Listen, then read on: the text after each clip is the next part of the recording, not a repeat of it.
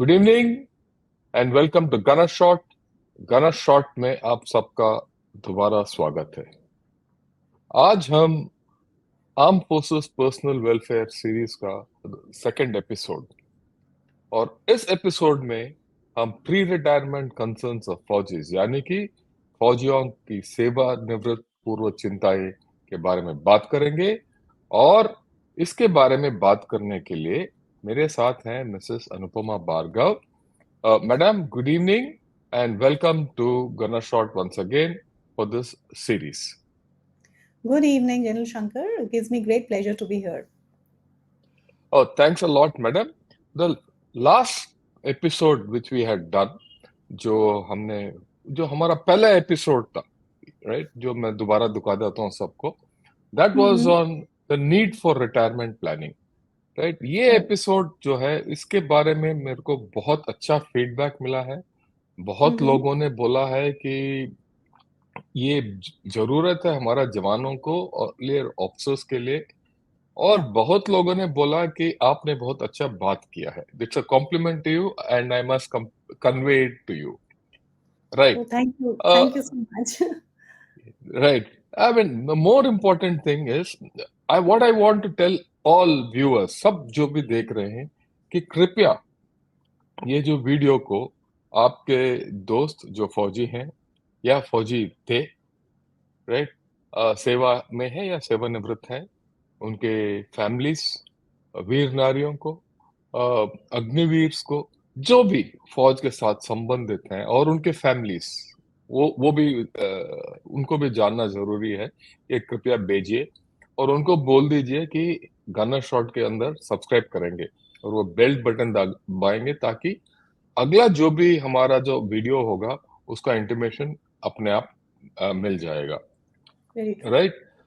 और ये भी मेरा ओपन वेलकम है सबके लिए, किसी के लिए, whoever wants to talk about welfare of armed forces personnel, चाहे वो फाइनेंशियल मैनेजमेंट हो या पेंशन रिलेटेड हो या अदर बेनिफिट्स क्यों ना हो या गवर्नमेंट ऑर्डर्स क्यों ना हो, राइट, उसके बारे में अगर आपके पास कोई एक्सपर्टीज है तो कृपया आके आप बात कीजिए हमारे साथ। उदाहरण के तौर पर बताना चाहता हूँ, अगला हफ्ता जो है हम कर्नल वेम्बू शंकर के साथ बात करेंगे। मैं बताना चाहता हूँ, कर्नल वेम्बू शंकर वो शौर्य चक्र अवार्डी हैं, और वो एक प्रोजेक्ट संबंध चला रहे हैं। व्हाट इज प्रोजेक्ट संबंध? प्रोजेक्ट संबंध is all about helping next of kin of physical casualties, not battle casualties, right. और ये जो फिजिकल कैजुअलिटीज के बारे में हमारा फोकस ज्यादा नहीं है, इन्होंने किया है और उन्होंने बहुत अच्छा काम किया है, वो भी हम आपको बताएंगे। पर आज वापस आज का सब्जेक्ट पे आएंगे। वो सब्जेक्ट क्या था? वो सब्जेक्ट है प्री रिटायरमेंट कंसर्न्स ऑफ फौजीज, यानी कि फौजियों का रिटायरमेंट से पहले इनके क्या इश्यूज हैं, उसके बारे में हम बात करेंगे। मिसेस भार्गव, कृपया आप शुरू कीजिए। Thank you so much general Shankar. मैं सभी से एक चीज़ ऐड करना चाहूँगी कि यहाँ पे जो भी डिस्कशन, जो भी टॉपिक्स पे हम लोग डिस्कस करने वाले हैं, ज़्यादातर टॉपिक्स पे मैंने और जनरल शंकर ने काफ़ी सोच समझ के प्रैक्टिकली जो प्रॉब्लम्स होती हैं फौजियों को, उन्हीं को चुना है। सो ये आप सबके लिए बहुत यूज़फुल रहेगा एंड आई एम श्योर बहुत सारी वैल्यू भी ऐड होगी। तो जैसे कि आज का टॉपिक है कि हम ये बात कर रहे हैं कि फौजियों की क्या कंसर्न्स होते हैं, और उनको एक क्वेश्चन पिछली बार भी पूछा था जनरल शंकर ने कि उनको कब सोचना चाहिए रिटायरमेंट के बारे में। मेरे विचार से रिटायरमेंट के बारे में, जनरल शंकर टेल मी अगर आप भी एग्री करते हैं, जैसे ही एक फौजी फौज में आता है उसको इसके बारे में ज़रूर एक पीछे अपने दिमाग के थॉट में ज़रूर रखना चाहिए कि एक ना एक दिन वो रिटायर होएगा।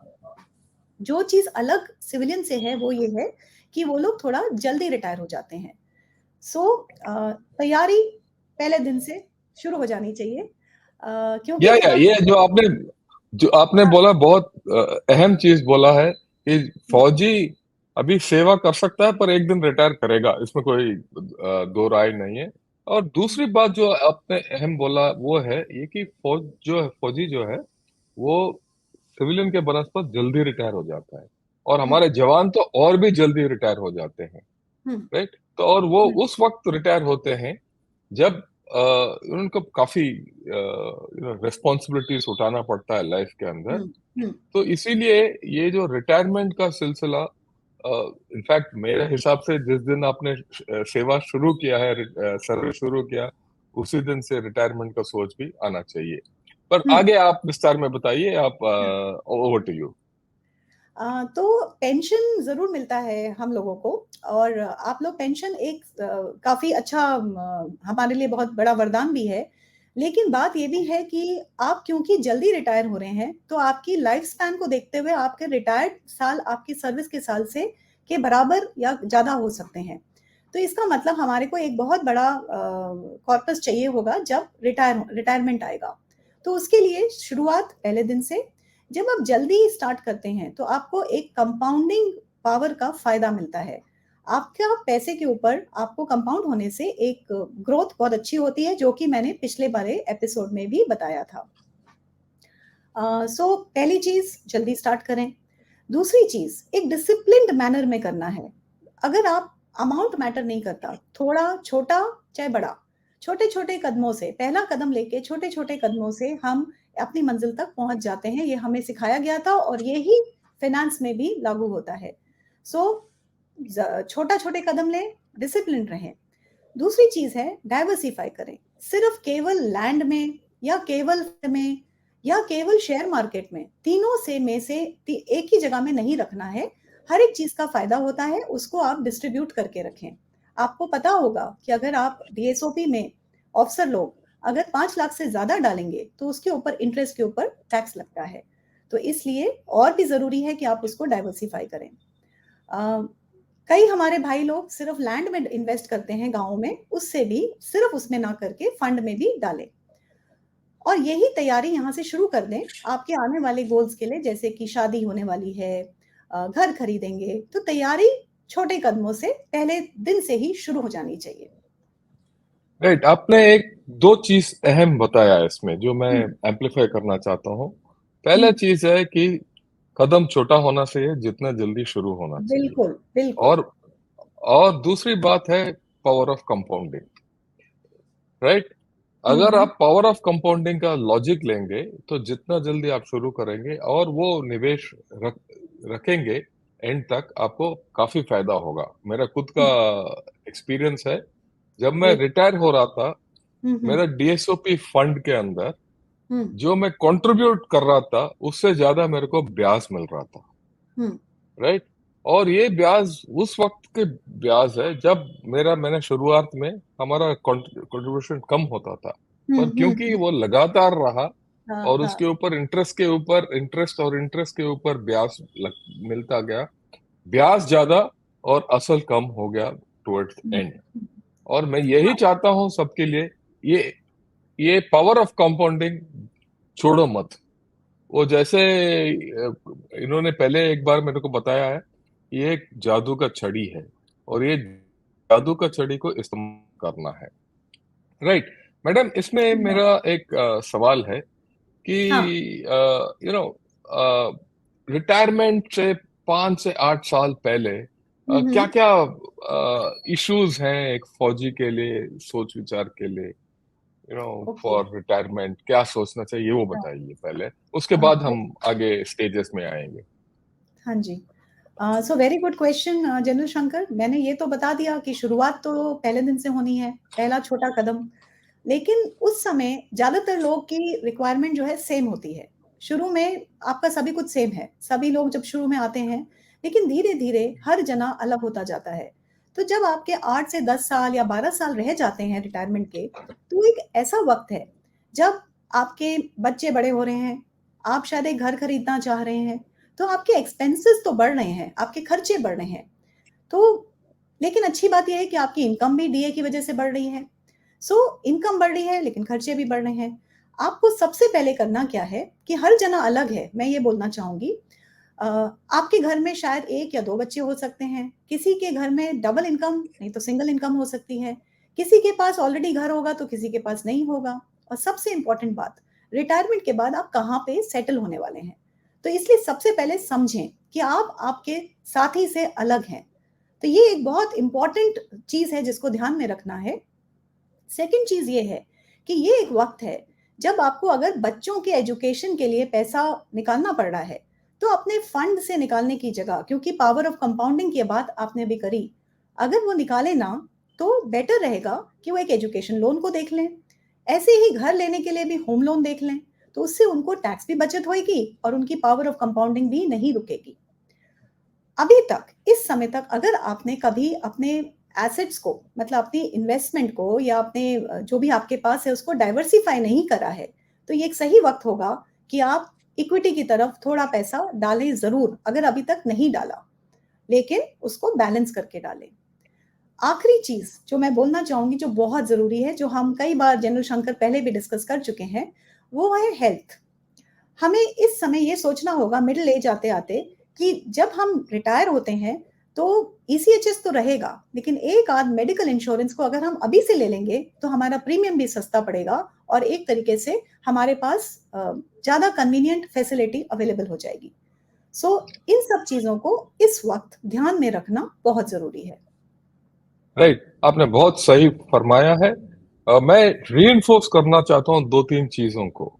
ये हाँ। टाइम जो है ना 5 से 10 साल रिटायरमेंट से पहले, वो समय है जब हम सबको क्लियर हो जाता है हम कहाँ जाके बसेंगे आकर रिटायरमेंट के बाद, क्या करेंगे, हुँ, हमारा फैमिली का क्या हालत होगा, हमारा रिक्वायरमेंट्स क्या होंगे, हुँ, हमारे माता-पिता के प्रति क्या हमारा रिस्पॉन्सिबिलिटी होगा, हमारा बच्चों को कैसे सेटल करना, ये एक आकार आ जाता है।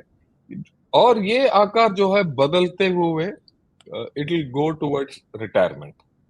और हुँ, ये बहुत इंपॉर्टेंट चीजें हैं। और ये टाइम वो है जब आप कंसोलिडेट कर सकते हो। ये मेरे ख्याल में कंसोलिडेशन फेज है, क्योंकि इससे पहले जब आप बच्चे थे, पैसा था, आप जो आपने माँ बाप ने बोला वहीं चले गए, आपके घर चले गए और शादी हो रहा है, खर्च कर रहे हो वगैरह, ऐश कर रहे हो, करना चाहिए, ये हुँ, ऐसी बात नहीं है। पर हुँ, ये है age of responsibility, the period of consolidation. Correct. और जो इन्होंने बताया है, इस टाइम में आपको क्लियर होना चाहिए आगे क्या होने वाला है और किस तरीके से आपको निपटना है आगे का प्रॉब्लम्स। ओके, हुँ, तो हुँ, ये हुआ 5-6 साल पहले या 8-9 साल पहले। कुछ लोग 8-9 साल पहले शुरू कर जाते हैं, कुछ लोग 5-6 साल पहले। पर इस पीरियड में ये कंसोलिडेशन करना हुँ, जरूरी है। हाँ। कंसोलिडेशन के बारे में कुछ और बताना है तो बताइए, नहीं तो हम आगे बढ़ेंगे। सो कंसोलिडेशन तो मेरे ख्याल से जनरल शंकर अभी शुरू हो जाना चाहिए और जब तक रिटायरमेंट तक आते-आते आपको ज़रूर इस वाली बात पे ध्यान देना चाहिए। अब कंसोलिडेशन के 2-3 पहलू हैं। पहली चीज़ ये है कि मैंने खुद देखा है पर्सनली और आप आई एम श्योर आप लोग सबके साथ ऐसा होता होगा। जब हम अलग-अलग जगह पे पोस्टेड रहे, तो हमने कहीं पे कोई बैंक अकाउंट खोल लिया, कहीं पे कोई इंश्योरेंस ले ली, कहीं कोई लैंड ले लिया। तो ये एक वक़्त ऐसा है जब आपको एक स्टॉक लेना है अपनी चीज़ों का और देखें कि जो चीज़ ज़रूरत की नहीं है, उसको बंद करें या उसको हटाएँ। दूसरा, अभी आजकल नॉमिनेशन पर बहुत बड़ा एम्फेसिस है। हमको इस बात पे भी ध्यान देना चाहिए कि हमारे एसेट्स जो भी हमने किया है, वो सही जने को जाएँ। तो नॉमिनेशन है कि नहीं है, पुराने टाइम में नहीं होता था मैंडेटरी, ईमेल्स भी नहीं मैंडेटरी होते थे, मोबाइल नंबर चेंज हो चुके हैं। तो ये सब चीज़ों को आप पहले कलेक्ट करें और उसको ठीक करें। तो ये कंसोलिडेशन आप फ़ौज में रहते-रहते करेंगे। दूसरी चीज़ या है ये बहुत हाँ, इंपॉर्टेंट चीज इन्होंने बताया कि नॉमिनेशन, आपका बैंक अकाउंट होना चाहिए हुँ, वो उस इलाके में जहां आप रिटायर कर रहे हो। आपका हुँ, आधार कार्ड, यहां तक मैं बताऊंगा, आधार कार्ड भी हाँ, वहीं से लो, यानी कि उसको चेंज कीजिए, ताकि आपका एड्रेस वगैरह उस हुँ, इलाके से हो। राइट, कई स्टेट तो ये they want an Aadhaar card with local hmm, language for hmm, hmm, local thing, ठीक है ना, तो फॉर लोकल सर्विसेज। तो हुँ, हुँ, इसीलिए वो ये जो चीजें हैं ये कंसोलिडेशन फेज में आते हैं। हुँ। राइट, डॉक्यूमेंटेशन मैंने इज वेरी खुद इंपॉर्टेंट। मैंने खुद डॉक्यूमेंटेशन ये इज वेरी नोटिस किया इंपॉर्टेंट। ओह या सॉरी बोलिए, बोलिए। बोलिए। हाँ, नो नो, बोलिए बोलिए बोलिए, आप बोलिए। हाँ, मैंने खुद ये नोटिस किया पर्सनली जब मेरे हस्बैंड रिटायर हुए, तो हमने सोचा तो था हम कहीं और सेटल होंगे, लेकिन फाइनली जाके कहीं और सेटल हो गए। तो आधार कार्ड कहीं का था, पैन कार्ड कहीं का एड्रेस दिख रहा था, पासपोर्ट में कुछ और था, ड्राइविंग लाइसेंस कुछ और था। तो ये सारी चीज़ें बहुत मैटर करती हैं, नहीं तो आप एक नॉर्मल चीज़ भी घर को रजिस्ट्रेशन कर नहीं पाएँगे। आपके बाद आपके बच्चों को परेशानी होएगी, तो एड्रेस-वैड्रेस तो भई ज़रूर पूरा कर लेना चाहिए, अपडेट कर लेना चाहिए। या इन्वेस्टमेंट में भी परेशानी होती है ऐसे में। करेक्ट, राइट, हुँ, I completely agree with you. Nomination, address, permanent address, ये सब फिक्स पहले से जितना जल्दी हो सके उतना कर कर लेना दीजिए। चाहिए। या हुँ, हुँ। या एनीथिंग एल्स यू इस फेज में आप जो आप बताना चाहते थे? इस स्टेज में एक और चीज़ होती है कि अगर आपने कोई लोन वगैरह लिए हैं या नहीं लिए हैं, तो भी मैंने अभी बोला था थोड़ी देर पहले लोन ले लेना चाहिए।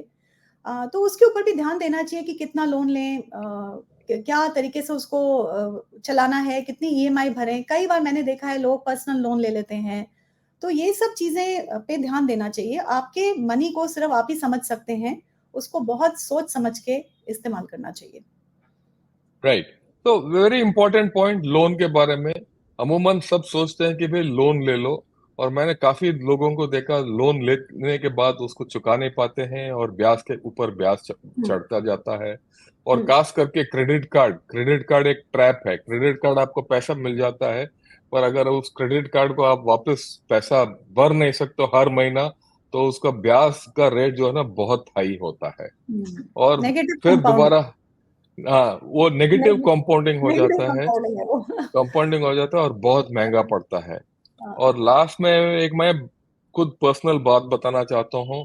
हाँ, हाँ, ज़रूर। आपका मेंटल हेल्थ के लिए लोन मत लीजिए अगर हो सकता है तो। मैंने आज तक जिंदगी से पहले दिन से लेकर आज तक मैंने एक नया पैसा का लोन किसी से नहीं लिया, किसी का उधार नहीं रहा। उससे क्या है, मेरे को बड़ा मन की शांति है। जो आया उससे खर्च किया, जो आया उससे खाया और खुश रहे। जो नहीं है उसके पीछे नहीं पड़े। अगर एक फ्रिज आज लोन से खरीदना है, अगर आप कल बिना लोन के खरीद सकते हो कल ले लीजिए, क्योंकि 2 दिन आपको गर्म पानी या बिना बर्फ के आप रह सकते हो।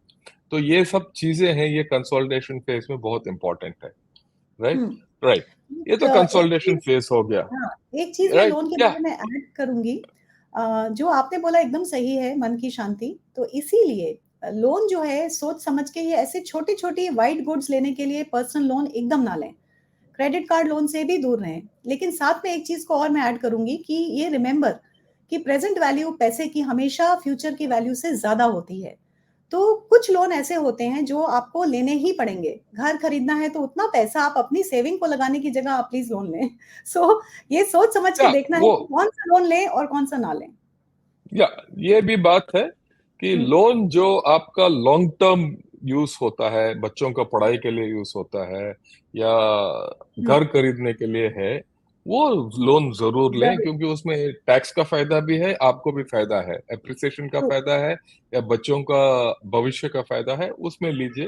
पर येस, छोटे मोटे खुश रहने के लिए, छोटे दिन के लिए खुश रहने के एकदम। लिए लोन मत लीजिए। हाँ, राइट, तो आई अभी एग्री। ये राइट, ओके, ये सब प्री रिटायरमेंट की बात ही हो रही है। ये मैं ये नहीं बोल रहा हूँ कि ये रोजमर्रा का जिंदगी का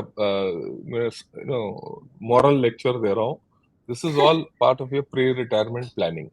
या ओके, हुँ, what is the planning one, what are the problems and ये प्रॉब्लम्स 1 साल 2 साल पहले रिटायरमेंट के क्या हुँ, होते हैं और उसको किस तरीके से अप्रोच करना है वो बताइए जरा। हुँ। तो पहले तो मैं ये बोलना चाहूँगी कि फ़ाइनेंशियल प्लानिंग एक ऐसी चीज़ है जिसको हम काफ़ी इग्नोर करते हैं।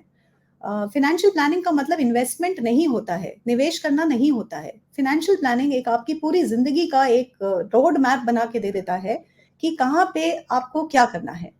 तो अगर आप उस उम्र में हैं जब आपके पास पूरा लाइफ़ अभी वर्किंग लाइफ़ है, तो आपको ज़रूर सोचना चाहिए पूरे तरीके से। लेकिन अगर आप इस समय आप ऑलरेडी रिटायर होने वाले हैं, तो अब आपको क्या करना चाहिए? अब जो बीत गया सो बीत गया, आगे क्या करना है? सो जेनू शंकर ने बहुत अच्छा स्टेजेज़ में बाँटा हुआ है। तो मैं बोलूँगी रिटायरमेंट एकदम सामने है। अगर आपने कंसोलिडेशन कर लिया है, तो ठीक है, नहीं तो उसको पहले करें। आपको ये देखना है कि आपकी रिक्वायरमेंट्स क्या हैं? क्या आप दूसरा जॉब करेंगे? क्या आपको कैश फ्लो की ज़रूरत है? क्या आपको दूसरा घर खरीदना है? क्या आपके बच्चे इस समय हायर एजुकेशन या शादी के लायक हो चुके हैं, तो पहले आप अपनी ज़रूरतों को ज़रूर आइडेंटिफ़ाई करें। बैठ के एक पेपर पेंसिल में लिखें, क्या चाहिए? सेकंड है, अगर आपने इस समय तक कुछ स्किल डेवलपमेंट या स्किल एडिशन नहीं किया है, तो ज़रूर सोचें कि आपने आगे जाके क्या करना है। आफ्टर ऑल आप 45 की उम्र या 55 की उम्र में या 60 की उम्र में रिटायर होते हैं, तो वो बहुत कम उम्र है और आपके पास पूरा कैरियर आगे ज़िंदगी है और जो एक्सपीरियंस आपको आर्मी ने दिया है, वो एक्सपीरियंस जो है आपके बहुत काम आएगा। सो डीजीआर के कोर्सेज़ करके और अपने कैश फ्लो को बढ़ाने की कोशिश करें। इफ एक चांस ये भी है कि अगर आपको काम नहीं करना है पैसे के लिए, तो आपके पैसे को काम पे लगाएँ। जो भी आपको कॉर्पस मिलेगा, उसको बहुत सोच समझ के अभी से सोचना शुरू करें कि आप उसको कहाँ लगाएँगे। जिससे कि आगे चल के आप अपने पैशन को फ़ॉलो करें और सिर्फ़ पैसे के लिए काम ना करें। या ये आपने बहुत सही बताया है। Make money work for you. If you don't yes, want to work for money, make money work for you. Right? That's very important. Very And true. this last 1 year, आखिरी 1 साल या 1.5 2 साल नौकरी के एक अनिश्चितता का काल है, क्योंकि एक फौजी को ये नहीं पता है कि आगे क्या है। हुँ, हुँ। अभी तक वो फौज में है, अभी suddenly all of a sudden वो फौज छोड़ के कहीं और जा रहा है। और ये हुँ, you should be ready for to face uncertainty, अनिश्चितता कि आगे क्या होगा। उसको हुँ, उस वो जो पर्दा है अनसर्टेनिटी का, वो उठाना चाहिए। और वो कैसे उठेगा? जैसे इन्होंने बोला, करियर, सेकंड करियर प्लान कीजिए। सेकंड करियर, अल्टरनेट करियर बोलिए, या सम अल्टरनेट हॉबी बोलिए, सम एवोकेशन बोलिए। कुछ तो करोगे आप घर जाके, हुँ, हुँ, और कुछ नहीं तो आपके खेत में काम करोगे, या आपके भैंस को देखभाल करोगे। जो भी करना है आप प्लान कीजिए कि भाई 2 साल के बाद या 1 साल के बाद मैं जब घर जाऊंगा, मैं तकरीबन ये करना चाहता हूँ, और उसके लिए प्रिपेयर कीजिए।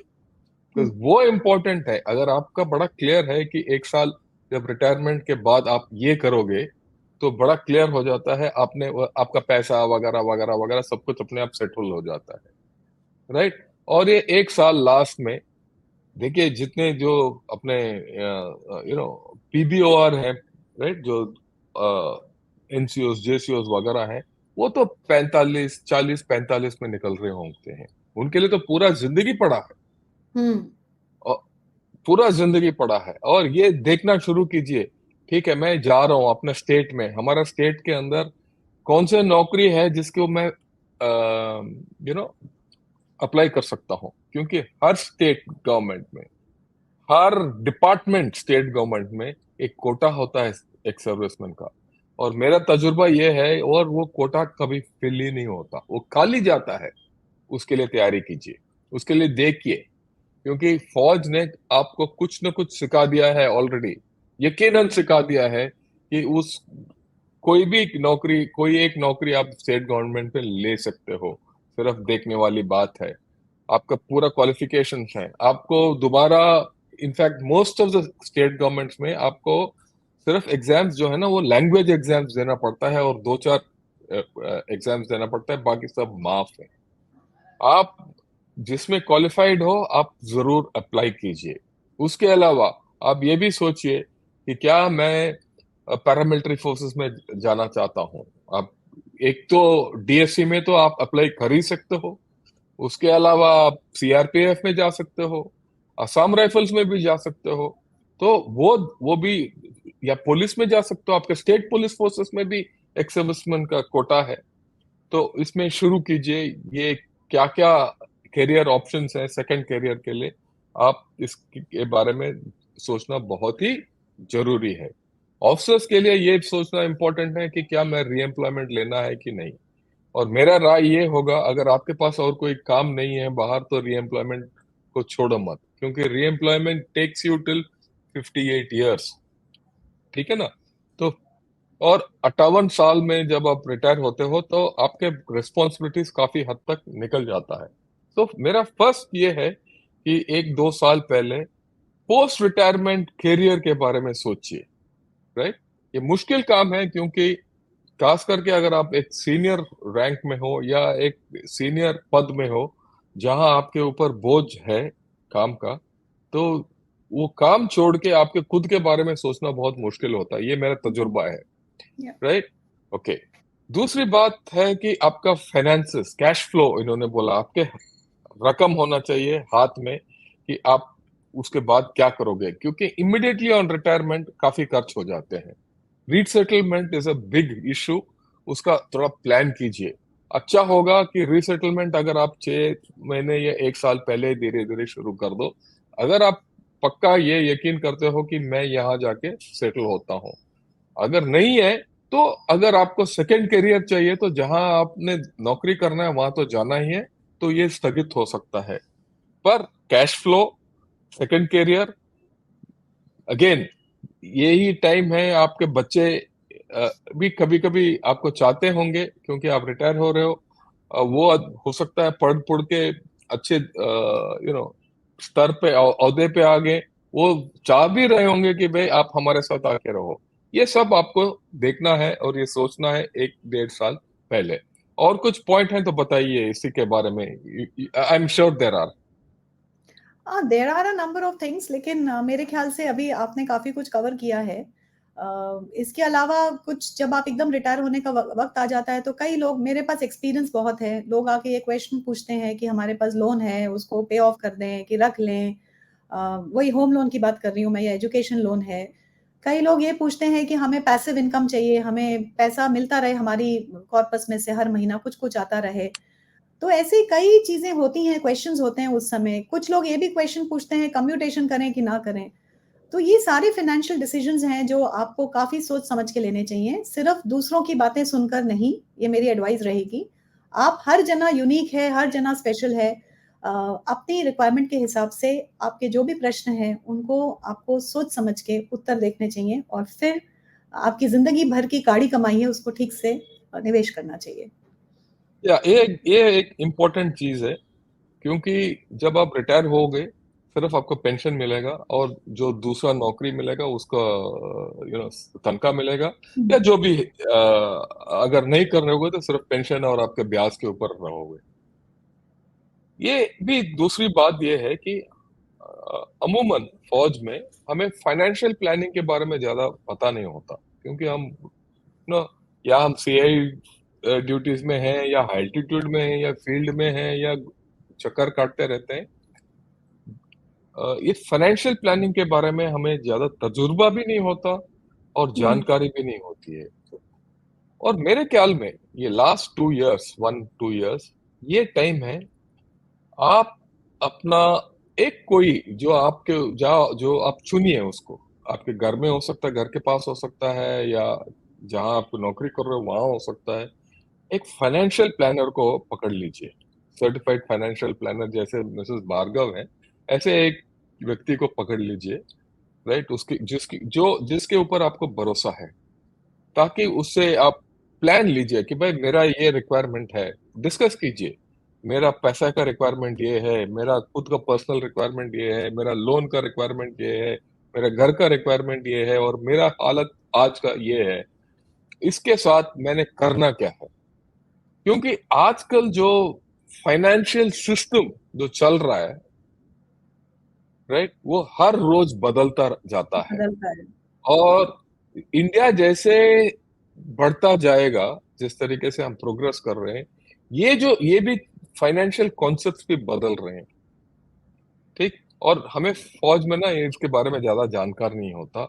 एक हुँ, सर्टिफाइड हुँ। फाइनेंशियल प्लानर को पता होता है क्या नहीं करना है, और इनको एक एक्सपीरियंस भी होता है, क्योंकि एक आदमी जो फौजी है वो एक अकेला आदमी है।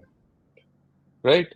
हमारा और ये 2-4 दोस्त होंगे जिसके साथ वो बात कर सकता है, पर ये जो सर्टिफाइड फाइनेंशियल प्लानर्स होते हैं, वो बहुत लोगों का एक्सपीरियंस इनको पता है। इनको हुँ, हर टाइप का व्यक्ति के साथ इन्होंने डील किया होगा, तो इनको थोड़ा जानकारी ज्यादा होगा। सिर्फ ये एक ही मैं हुँ, बताना चाहता हूँ, जो भी सर्टिफाइड प्लानर आप चुनोगे, थोड़ा ध्यान से चुनना, एकदम, भरोसेमंद होना चाहिए। और एक और चीज मैं बताना चाहता हूँ, जल्दबाजी में मत रहना, और जल्दी पैसा कमाने के चक्कर में मत रहना। ठीक है? हम जिंदगी भर, फौजी जो है ना, वो पैसा की अहमियत नहीं रखता।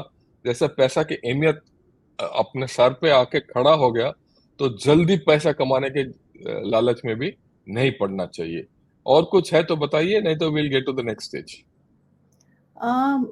मेरे ख्याल से आपने कवर कर दिया। मैं सिर्फ पार्टिंग में बस समराइज एक चीज़ करना चाहूँगी कि जब हम लोग बात करते हैं कि फौजी बेचारे नहीं कर पाते इन्वेस्ट, एक्चुअली बिलीव मी, बाहर तो किसी को समझ नहीं आता है। आजकल लैंडस्केप जैसा आपने सही कहा, फाइनेंस का बहुत तेजी से बदल रहा है। तो मैं हमेशा सबको कहती हूँ कि इन्वेस्ट करना ईजी है, लेकिन वेल्थ क्रिएट करना सबके बस की बात नहीं है। क्यों? क्योंकि इंटरनेट पे हम देखते हैं कई बार कि ये वाला बहुत अच्छा है, इधर कर दिया, और हमारे फौजी लोग जब उनको नहीं पता है तो वो भी कहा-सुनी में आकर कर सकते हैं और पैसा लूज़ हो जाता है, बनने की जगह और आप खो देते हैं। तो ये सब या कुछ बातों का ध्यान रखें। आपका इनिशिएटिव बहुत ही अच्छा है। आई एम श्योर बहुत सारे लोगों को ये समझ में आएगा इससे कि उनको अवेयर होना है। अपने फाइनेंस के बारे में, अपने सारी चीज़ों के बारे में उनको खुद जब तक अवेयर नहीं होंगे, आगे स्टेप नहीं लेंगे विथ अवेयरनेस, तब तक अ मतलब फ़ायदा होना मुश्किल होता है। या anything you want to else you want to say about pre retirement, खास करके जस्ट रिटायर होने से पहले आप कुछ बताना चाहते हो उसके बारे में? अ, आई थिंक बट यही बात मैं कहना चाहूँगी कि प्लीज़ उसको अपने अपने अभी तक आपने फ़ौज को पूरा अपना ज़िंदगी दिया है। आपके पास टाइम नहीं होता है, समय नहीं होता है, और मैं अपना ही एग्ज़ाम्पल लूँ तो हमें पता नहीं था, हम सिर्फ़ डीएसओपी में थोड़ा बहुत डालते रहे और धीरे-धीरे वो भी खाली करना पड़ा क्योंकि घर खरीदना था। हमें किसी ने बताया नहीं। तो अगर आपको ऐसे ऐसे चांसेस मिलते हैं, तो आप पहले सोच समझ के ज़रूर अपने पैसे के ऊपर थोड़ा टाइम निकालें, ज़रूर बैठें। वो जो हमारे पास एक ब्रीफ़केस कोने में रखा हुआ है, जिसके अंदर हम लोग बहुत सारी चीज़ों को, बॉन्ड को, इंश्योरेंस को भर के बैठे हैं। समय आ गया है प्री रिटायरमेंट में ही उसको देखें कि कहाँ पे क्या कमी-पेशी है। ये मैं सच में प्रैक्टिकल एक्सपीरियंस से बोल रही हूँ। तो this is one advice which I would like to give, and remember your best time is starting. Retirement का मतलब आपका अंत नहीं है, ये एक बहुत अच्छा समय शुरू हो रहा है। General Shankar, you will agree with me, ये एक ऐसा समय या है जब हम सब कुछ वो करने की तैयारी कर सकते हैं और सोच सकते हैं जो हम नहीं कर पाए। Right. So that's what I would like to end with. या थैंक्स अ लॉट मैडम। आप आज ने प्री रिटायरमेंट ब्लूज, मैं बोलूंगा हुँ। प्री रिटायरमेंट ब्लूज के बारे में बताया है। राइट, दो स्टेज में तकरीबन हमने देखा है। एक स्टेज होता है 5 से 10 साल पहले, और एक स्टेज होता है just 1 year 2 years before retirement. ये अलग अलग नहीं है, ये it is a continuous thing. धीरे धीरे सोच जो है ना 5-10 साल पहले शुरू करना चाहिए, और 1-2 साल पहले उसको कॉन्क्रिटाइज करना चाहिए, आकार सही होना चाहिए, ताकि आप रिटायरमेंट तक आसानी से जा सकते हो। हमारा हाँ। अगला प्रोग्राम होगा, ये होगा ऑन रिटायरमेंट, क्या क्या हुँ, है हुँ, इमीडिएटली ऑन रिटायरमेंट, फौजी को फाइनेंशियली क्या डिसीजंस लेना पड़ता है, उसको हुँ, क्या मिलता है मोटा तौर पर, और हुँ, उसको क्या क्या कर सकता है, उसके बारे में सिर्फ वो रिटायरमेंट के बारे में बताएंगे। क्योंकि सच बताइए, सच बताऊं मैं, तो ये मेरे को बड़ा प्रॉब्लम था। राइट। क्योंकि इसके लिए मैंने प्लान नहीं किया। सच बता रहा हूं मैं आपको, मैंने प्लान नहीं किया।